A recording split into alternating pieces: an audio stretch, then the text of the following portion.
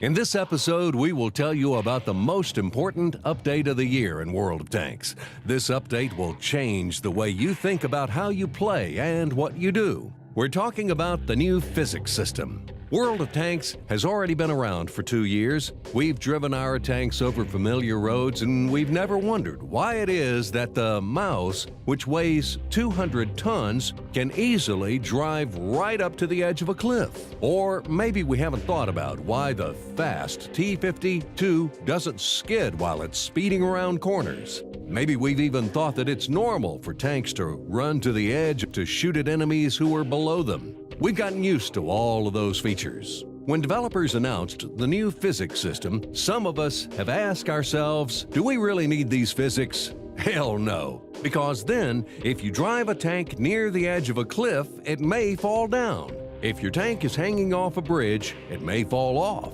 And if you drive the T-52 or the VK-2801 at top speed, you won't be able to stop quickly or make sharp turns without sliding.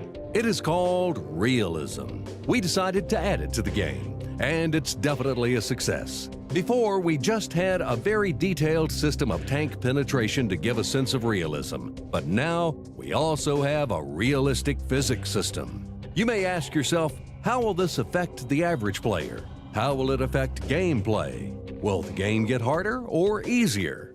We will answer every question in this video. First of all, the game will not be any harder or any easier because of the physics. It will just be different. Forget your old tactics and learn how to play World of Tanks again. A lot of the old maps have changed so that you can play in a new way.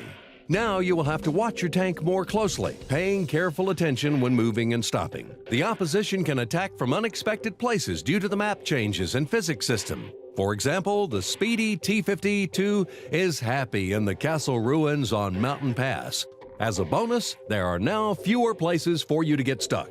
Now, after the new update, you can easily slip down off the hill and get away. You can also use this tactic for tight spots on other maps. Tactics for companies and random battles will have to change. Light tanks have to learn new ways to scout. Medium tanks must learn the new places to flank. Heavy tanks have to be more careful. And the tank destroyers should rethink their old favorite positions. As far as the self-propelled guns, well, they can still stay in the back behind the bushes. Let's take a closer look at the effects of these changes on the different types of vehicles in the game. The new physics system makes the rate of terrain resistance higher for every tank. These changes will influence scouts the most, since their primary purpose is to move fast and scout for as long as possible. On open maps, every hill, every tiny stone and rut will slow your fighting vehicle quite a bit. If you turn too quickly at high speed, you may side-slip and lose your momentum. All of these features will affect how you drive these tanks. You and other players will create new maneuvers and tactics to beat your enemies. If you are the first to use this new tactic, the victory will likely be yours because we have added a lot of new routes, secret passes, and other ways for light tanks to move around or hide to scout or snipe.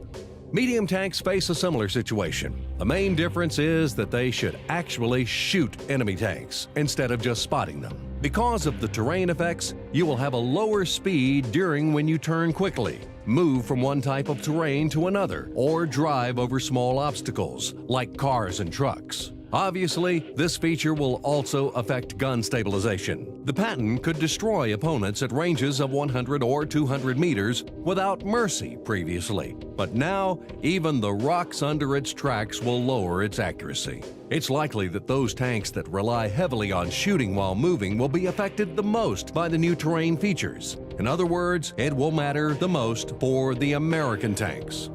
However, the development team is monitoring statistics, and if we see that a tank is unbalanced, we will definitely fix it. The new features will nearly not affect heavy tanks at all. Heavy tanks will continue driving, stopping, shooting, and continuing driving. This will not make a major difference. The only thing the heavy tanks should watch out for are the cliffs and hills where the fast light tank or the dangerous medium tank might attack them from behind. Select your direction of attack and retreat carefully. The physics changes are a blessing for the tank destroyers. If a light or medium stops right next to you, it meant your death in the old days. But now the weight of the TD allows it to push an enemy away just by turning toward them. So the life of the TD player will be a little easier. As for the other aspects of the game, the TDs as well as the HTs should watch their backs and research the old maps again, because now the annoying scouts can pop out like a jack-in-the-box from an unexpected direction. The self-propelled guns also will not be influenced very much by the new physics, mostly because the main purpose of the artillery is to sit in the woods, shoot at spotted enemies, and slowly move from bush to bush. However, the positions you will use are different now. You can drive up the mountains at Sand River, or you can go to the bottom of a cliff at Corellia, while Cliff now has some small hiding places near the sea.